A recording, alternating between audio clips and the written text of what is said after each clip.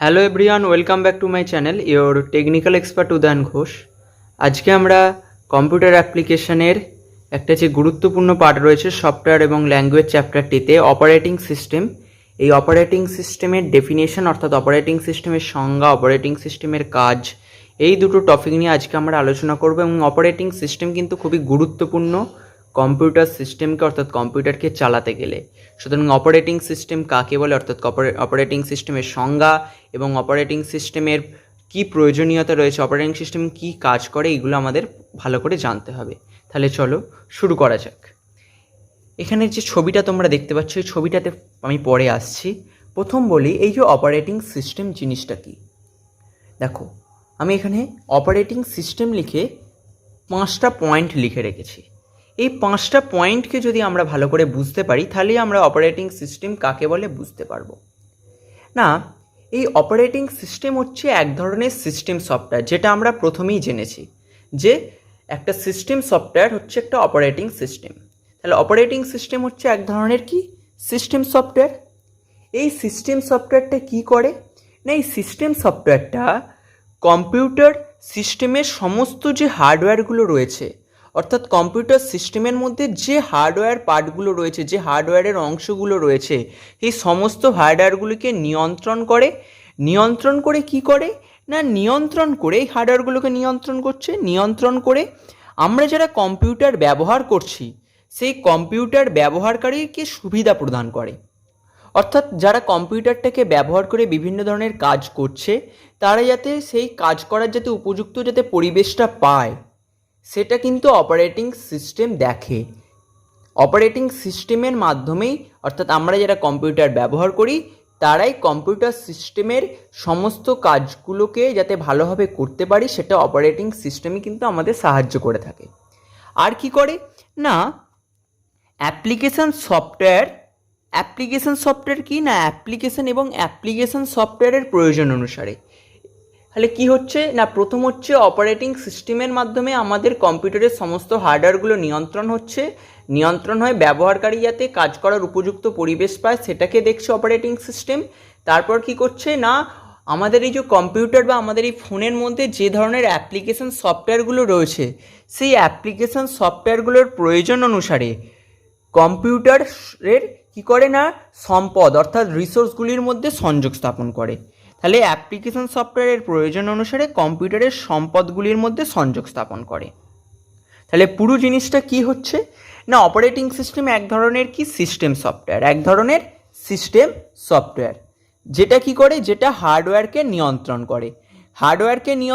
কি করে না, হার্ডওয়্যারকে নিয়ন্ত্রণ করে আমরা যারা কম্পিউটার ব্যবহার করি, অর্থাৎ কম্পিউটার ব্যবহারকারীর সুবিধা প্রদান করে বা কম্পিউটার ব্যবহারকারীকে উপযুক্ত পরিবেশ প্রদান করে কি করে, কম্পিউটার ব্যবহারকারীকে উপযুক্ত পরিবেশ প্রদান করে কি করে না, এবং হচ্ছে অ্যাপ্লিকেশন সফটওয়্যারের প্রয়োজন অনুসারে কম্পিউটার সম্পদগুলির মধ্যে সংযোগ স্থাপন করে।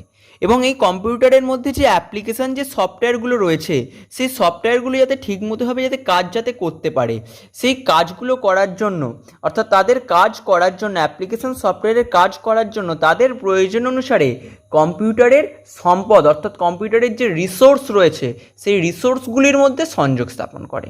এটাই হচ্ছে অপারেটিং সিস্টেমের কাজ বা অপারেটিং সিস্টেমের সংজ্ঞা।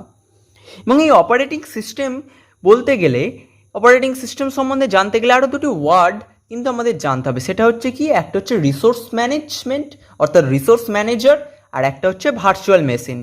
রিসোর্স ম্যানেজারটা কি না, রিসোর্স ম্যানেজার কি করে না, রিসোর্স ম্যানেজার হচ্ছে কম্পিউটার সিস্টেমের যে যন্ত্রাংশগুলি রয়েছে, অর্থাৎ যে যন্ত্রগুলি রয়েছে, রিসোর্স ম্যানেজারের কাজ হচ্ছে কম্পিউটার সিস্টেমের যে যন্ত্রগুলি রয়েছে সেই যন্ত্রগুলিকে নিয়ন্ত্রক হিসেবে কাজ করে। অর্থাৎ কম্পিউটারের সমস্ত যন্ত্রাংশগুলির নিয়ন্ত্রক হিসেবে কাজ করে, সমস্ত যন্ত্রাংশগুলির নিয়ন্ত্রক হিসাবে কাজ করে।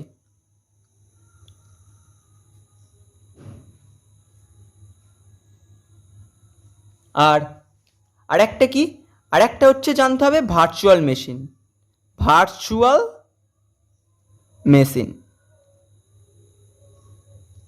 এই ভার্চুয়াল মেশিন কি করে না, ভার্চুয়াল মেশিন হচ্ছে এই যে ব্যবহারকারীর যে হার্ডওয়্যারের যে গঠনগত জটিলতা রয়েছে সেই গঠনগত জটিলতাকে বুঝতে দেয় না। অর্থাৎ হার্ডওয়্যারের গঠনগত জটিলতা জিনিসটা কি, এই যে এখানে দেখতে হচ্ছে কম্পিউটার হার্ডওয়্যার পর লেখা আছে অপারেটিং সিস্টেম, সিস্টেম সফটওয়্যার, তারপরে অ্যাপ্লিকেশন সফটওয়্যার, তারপরে এই যে ইউজার অর্থাৎ ইউজার 1, ইউজার 2, ইউজার 3, ইউজার 4, এই যে ইউজারগুলো রয়েছে অর্থাৎ আমরা যারা ব্যবহারকারী, এখানে অনেক ধরনের ব্যবহারকারী থাকতে পারে, সেই জন্য ইউজার 4 পর্যন্ত আমি মানে এক্সাম্পল দিয়ে রেখেছি। আর এমনিতেও ওই ছবিতেও ইউজার 4 পর্যন্তই দেওয়া থাকে। অর্থাৎ হচ্ছে এই যে কম্পিউটারের যে হার্ডওয়্যারটা কী করে নিয়ন্ত্রণ হচ্ছে, তো কম্পিউটারের হার্ডওয়্যারের যে গঠনগত যে জটিলতাটা রয়েছে, এই কম্পিউটারের হার্ডওয়্যারের গঠনগত জটিলতাকে ব্যবহারকারীকে বুঝতে দেয় না। আর কম্পিউটারের হার্ডওয়্যারের গঠনগত জটিলতা তোমরা বুঝতে চাও জিনিসটা কি, হ্যাঁ সেটা হচ্ছে এইটা। অর্থাৎ দেখো অপারেটিং সিস্টেমের মাধ্যমে কি হচ্ছে, অপারেটিং সিস্টেমের মাধ্যমে কম্পিউটার হার্ডওয়্যারগুলো নিয়ন্ত্রণ হচ্ছে। সেই অপারেটিং সিস্টেম আবার কি করছে, অর্থাৎ সিস্টেম সফটওয়্যারকে নিয়ন্ত্রণ করছে। সিস্টেম সফটওয়্যারের মাধ্যমে অর্থাৎ সিস্টেম সফটওয়্যার নিয়ন্ত্রিত হওয়ার ফলে আমরা অ্যাপ্লিকেশন সফটওয়্যারগুলোকে কম্পিউটারে ইনস্টল করে বিভিন্ন ধরনের কাজকে করতে পারছি। অর্থাৎ সবার আগে রয়েছে কিন্তু কম্পিউটার হার্ডওয়্যার, অর্থাৎ হার্ডওয়্যারের পার্টগুলোকে যদি ঠিকমতোভাবে কাজ করানো না যায় তাহলে কিন্তু কম্পিউটার অর্থাৎ কম্পিউটার চালু হওয়া সম্ভব নয়। আবার এই হার্ডওয়্যারের পার্টগুলো চালু করার জন্য আমাদের সবচেয়ে যে সফটওয়্যারটির প্রয়োজন সেটা হচ্ছে সিস্টেম সফটওয়্যার। সেই সিস্টেম সফটওয়্যারটা হচ্ছে আমাদের অর্থাৎ অপারেটিং সিস্টেম। মানে ভার্চুয়াল মেশিনের কাজটা কি না, ভার্চুয়াল মেশিন হচ্ছে ব্যবহারকারীকে হার্ডওয়্যারের গঠনগত জটিলতাকে বুঝতে দেয় না। ব্যবহারকারীকে হার্ডওয়্যারের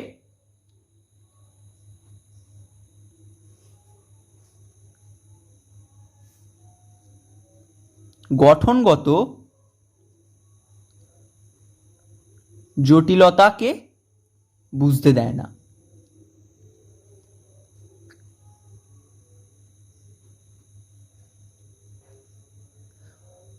এটাই হচ্ছে অপারেটিং সিস্টেমের দুটি প্রধান কাজ। অপারেটিং সিস্টেমের দুটি প্রধান কাজ হচ্ছে এটা, দুটি প্রধান কাজ, একটা হচ্ছে রিসোর্স ম্যানেজার, আরেকটি হলো ভার্চুয়াল মেশিন। এটা হচ্ছে অপারেটিং সিস্টেমের দুটি প্রধান কাজ, রিসোর্স ম্যানেজার আর ভার্চুয়াল মেশিন। এবার অপারেটিং সিস্টেমের আর কি কি কাজ রয়েছে, অর্থাৎ অপারেটিং সিস্টেমের কাজ বা প্রয়োজনীয়তা জানার আগে আমি এই চিত্রটাকে একটুখানি আলোচনা করে দিই।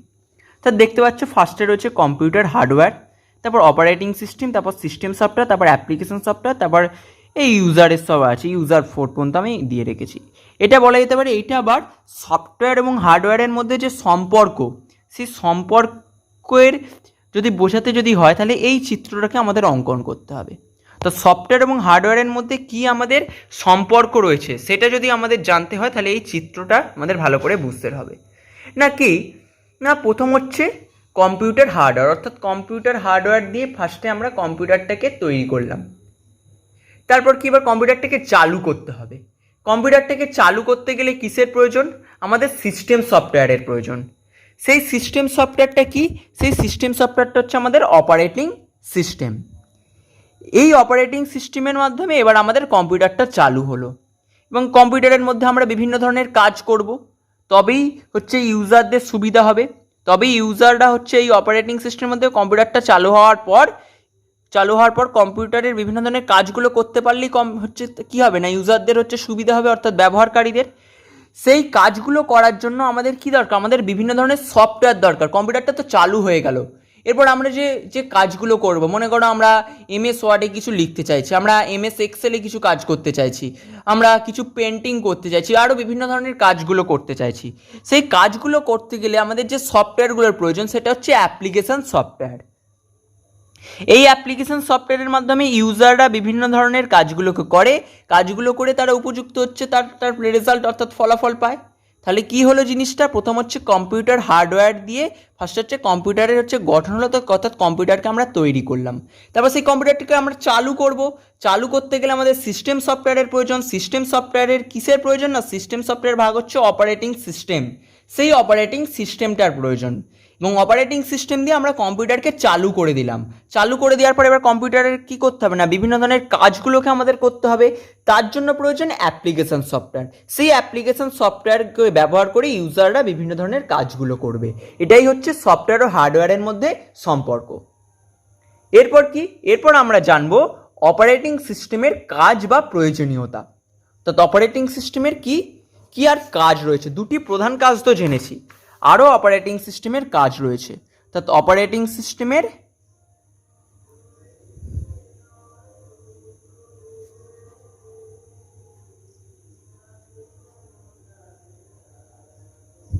কাজ বা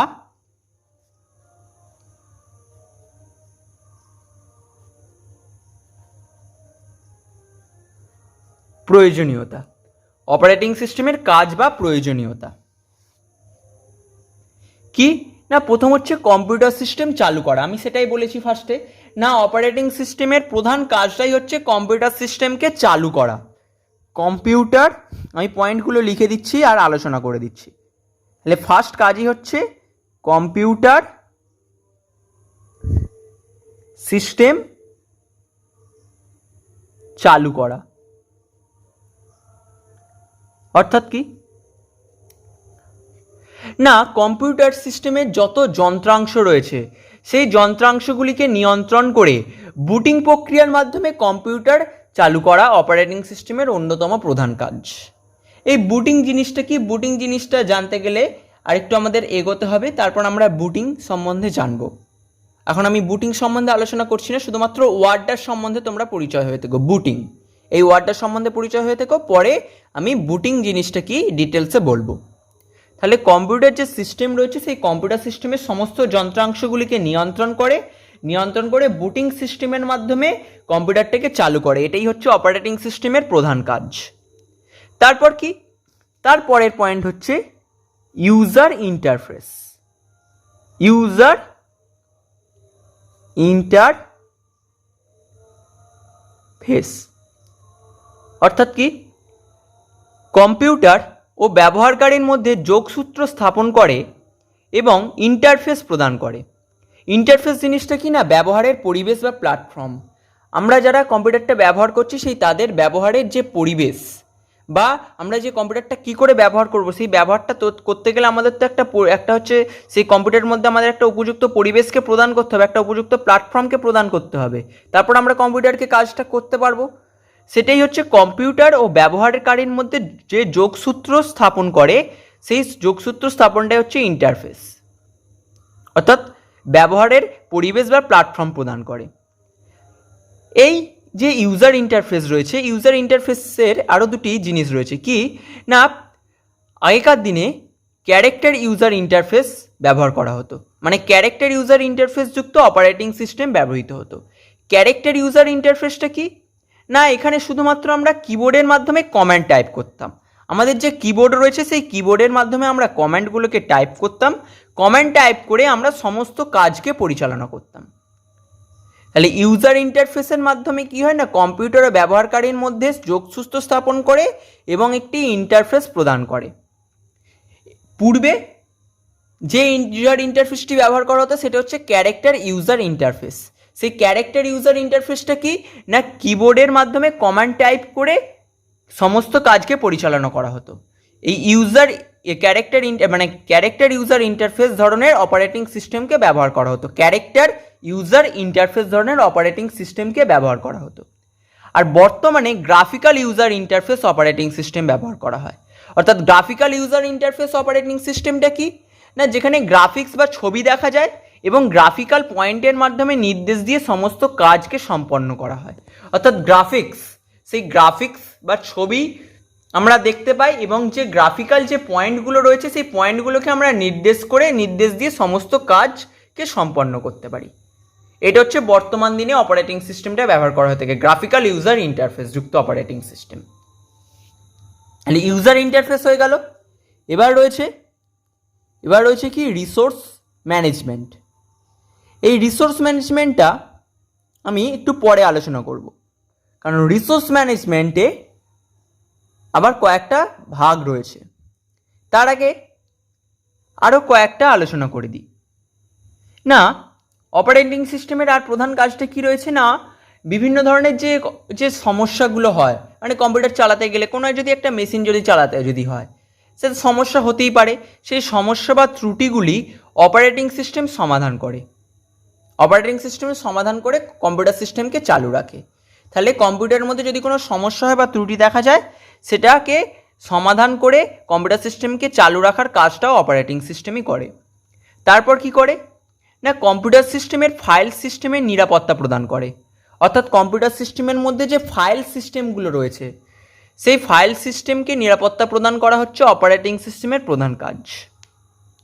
ঠিক আছে, তাহলে 4 নম্বর পয়েন্টটা আমি বলে রাখতে পারি কি, সমস্যা বা ত্রুটিকে সমস্যা ও ত্রুটিগুলিকে সমাধান করা, কম্পিউটারের সমস্যা বা ত্রুটিগুলিকে সমাধান করা, এখানে ছোট করে লিখে দিই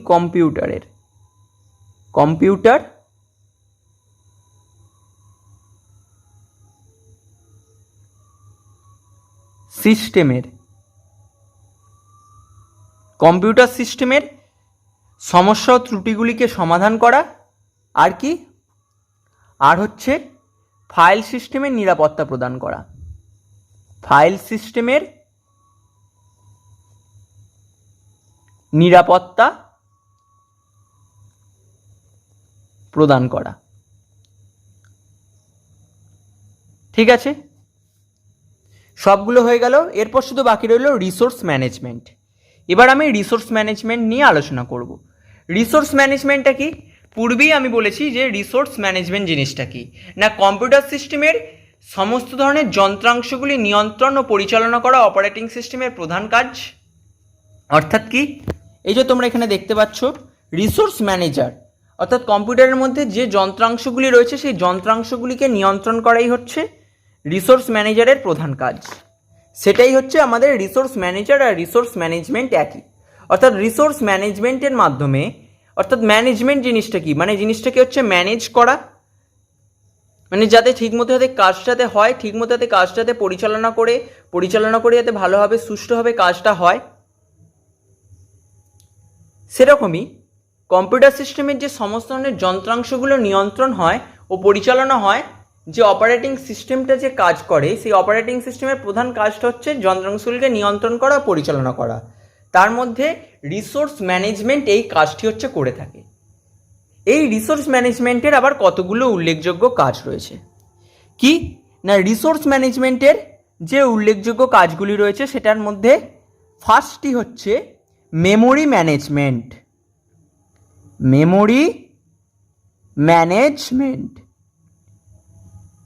আমরা সবাই জানি কম্পিউটারের মধ্যে মেমোরি থাকে, যেখানে আমরা বিভিন্ন ধরনের ডেটা বা তথ্যকে সংরক্ষণ করে রাখতে পারি। ঠিক আছে, তাহলে র্যামের সংরক্ষণ পদ্ধতি বা কার্যাবলী, অর্থাৎ র্যামেতে আমরা বিভিন্ন ধরনের ডেটাকে সংরক্ষণ করে রাখি, সেই র্যামের সংরক্ষণ পদ্ধতি বা কার্যাবলী, ক্যাশ মেমোরি ও রেজিস্টারের কার্যাবলী সমস্ত কিছু অপারেটিং সিস্টেম নিয়ন্ত্রণ করে। ক্যাশ মেমোরির মধ্যেও আমরা কিছু কিছু ডেটাকে স্টোর করে রাখতে পারি, আর রেজিস্টারের মধ্যে তো ডেটা তো স্টোর হয়ই।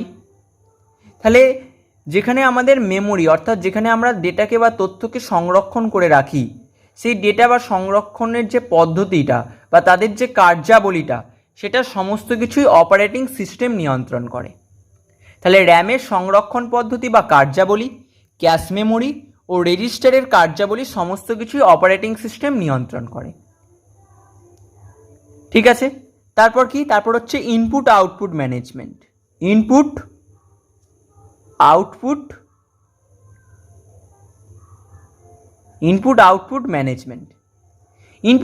ম্যানেজমেন্টটা কি, যে আমাদের ইনপুট ডিভাইসগুলো রয়েছে, কিবোর্ড, মাউস, স্ক্যানার, এই যে ইনপুট ডিভাইসগুলো রয়েছে।